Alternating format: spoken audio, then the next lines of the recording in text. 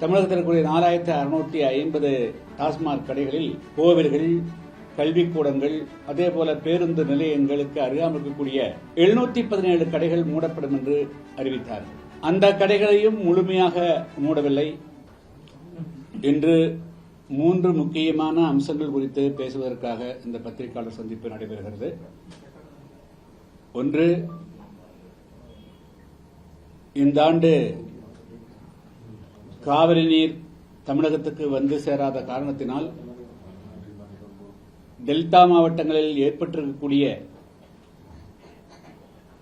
ஒரு அசாதாரணமான சூழல்.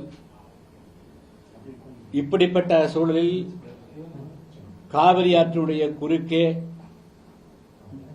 மேகதாது என்ற இடத்தில் கர்நாடக அரசு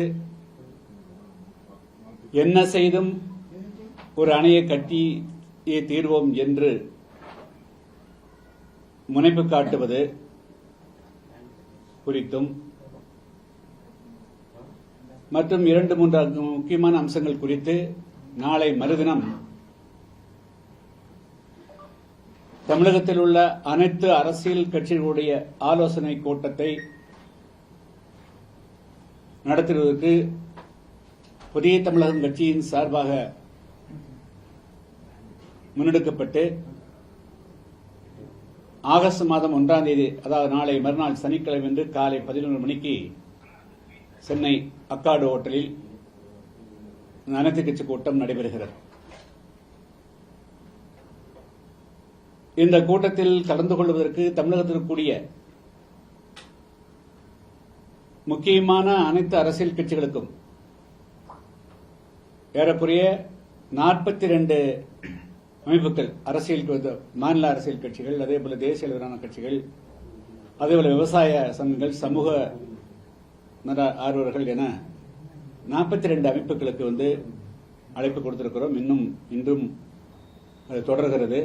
ஏறக்குறைய 60 அமைப்புகள் கலந்து கொள்வதற்குண்டான சூழல் இருக்கிறது. பெரும்பாலானவர்கள் அனைத்து அரசியல் கட்சிகளும் கலந்து கொள்வதற்கு ஒப்புதளித்திருக்கிறார். இது குறித்தும் நான் பேசவிருக்கிறேன். அடுத்தது, தமிழ்நாட்டில் பூரண மதுவிலக்கு அமல்படுத்தப்படும் என்று 2026 சட்டமன்ற தேர்தலுக்கு முன்பாக இன்று ஆட்சியில் இருக்கக்கூடிய விஜய் அவருடைய அரசு, அவருடைய கட்சியினர் செய்த பிரச்சாரத்தினுடைய அடிப்படையில் தான் பெரும்பாலும் பெண்கள் அவர்களுக்கு வாக்களித்தார்கள். எனவே தமிழகத்திலே பூரண மதுவிலக்கு அமல்படுத்தப்படும் என்பதுதான் எல்லோருடைய எதிர்பார்ப்பாக இருந்தது. அதனுடைய தொடக்கமாக ஆட்சிக்கு வந்த ஒரு 10 நாட்களிலேயே தமிழகத்தில் இருக்கக்கூடிய 4650 டாஸ்மாக் கடைகளில் கோவில்கள், கல்விக்கூடங்கள், அதேபோல பேருந்து நிலையங்களுக்கு அருகாமல் இருக்கக்கூடிய 717 கடைகள் மூடப்படும் என்று அறிவித்தார்கள். அந்த கடைகளையும் முழுமையாக மூடவில்லை. மூடினாலும் அதே இடத்திலே அல்லது அருகாமையில மணமகள் மன்றங்கள் என்ற பெயரில் 1க்கு 4 புதிய கடைகள் திறக்கப்பட்டது. எனவே அதிலும் ஏமாற்றம் மிஞ்சியது. இப்பொழுது வரக்கூடிய செய்திகள் அதைவிட மிகவும் ஆபத்தானதாக இருக்கிறது. தமிழ்நாட்டில் இருக்கக்கூடிய இந்த டாஸ்மாக் கடை நிறுவனத்தை இப்பொழுது அரசாங்கம் நடத்தி வருகிறது. அந்த நிறுவனம் தனியாக அரசால் உருவாக்கப்பட்ட நிறுவனம் நடத்தி வருகிறது. அதனுடைய பெரும்பாலான வருவாய் அரசுக்கு போய் கொண்டிருக்கிறது. பொதுவாக மெல்ல மெல்ல தமிழ்நாட்டில் மதுவிலக்கு அமல்படுத்தப்பட வேண்டும் என்ற அந்த கோரிக்கையை அமல்படுத்துவதற்கு பதிலாக